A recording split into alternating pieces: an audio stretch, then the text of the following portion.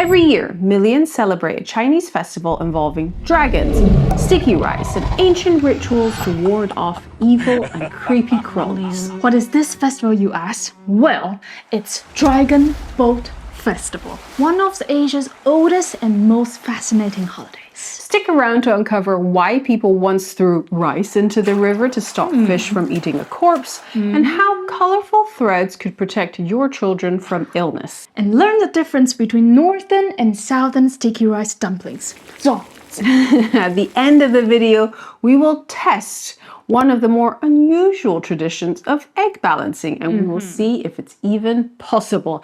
Excited! We are. So, Fiona, where did the festival originated from? 端午节 falls on the 5th day of the 5th lunar month, corresponding to sometime generally late May or early June, depending on the year. The origins of Dragon Boat Festival are still contested, but here are the two most likely stories. Ancient dragon people.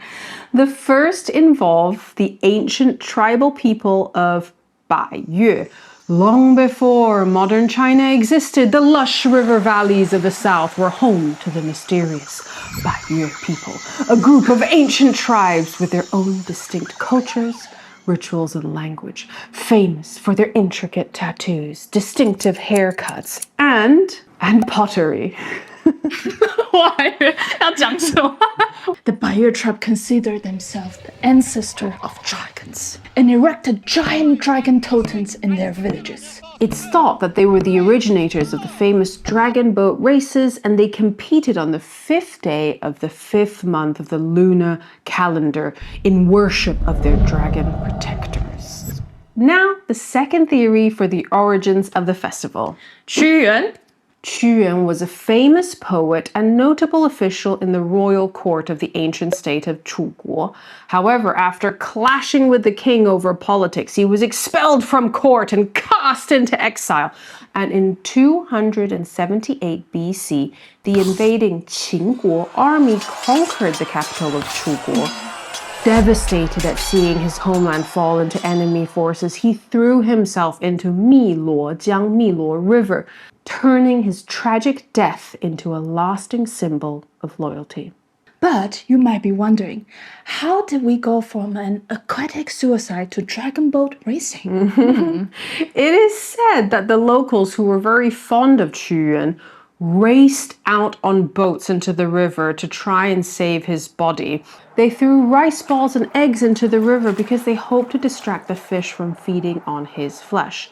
Over time, the story evolved into dragon boat racing out to get him, and with rice balls and eggs representing zongzi.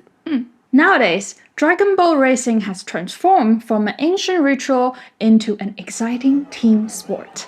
Teams of paddlers synchronize their strokes to the pounding rhythm of drums, racing vibrant dragon-headed boats along the stretch of river. Okay, so now, what are zongzi? Zongzi comes in both sweet and savory variants, but the two main styles in Taiwan are the northern and southern style. There's always a fun debate in Taiwan about which is the best, northern or southern. Northern style are typically more oily and chewy, with the rice stir-fried before wrapping in bamboo husks. They're usually steamed and eaten with soy sauce with a filling of fatty pork, mushrooms, salted egg, and peanuts. Southern-style zongzi are boiled rather than steamed. They tend to be lighter, stickier because it's been boiled, and more moist.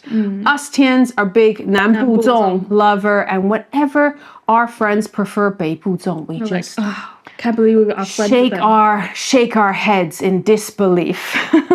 But be mindful not to eat too many, because sticky rice can cause some serious bloating. Very serious bloating, and they are also very high in calories. So I personally would gobble down 3 if there was no calories and there was no bloating, but I try to stick with 1 per day. Okay, we're almost on to the egg balancing, but first, let's learn about some other traditions centered around health. Since the 5th day of the 5th month represents the start of summer in the lunar calendar, in ancient time, this was a time when food would spoil quickly. Mosquitoes would breed, infectious diseases would become more common. For this reason arose customs of hanging 艾草 and 菖蒲 outside of one's house to ward off evil and illness, but what you're really doing is deterring insects and mosquitoes. Finally, there's a tradition of tying 5 colored threads on children for protection and good fortune. These were later cast into the river symbolically to wash away any sickness. In modern times, much of this now is decorative, with children in schools making bracelets using the 5 auspicious colors. On to egg balancing! Egg balancing symbolizes good luck and success and is a fun event to try with your family. People usually post clips on social media or try doing it at school. It's thought that at noon, particularly, the gravitational forces are perfect for egg balancing. But as modern folk, timing doesn't matter too much, although I've heard, top tip, use a room temperature egg for greater success. We hope you enjoyed our introduction to 端午节. If you want to learn about other holidays or traditions, watch this video. See you in the next one. 端午节快乐！我们下次见，拜拜。 Go have a southern dumpling. Bye. 我的手指好粗。Whoa. Move away. Whoa! 差一点。You can do it. You can actually do it. I've never done this before. This is great content. 好难对焦。 I'll use CGI and editing.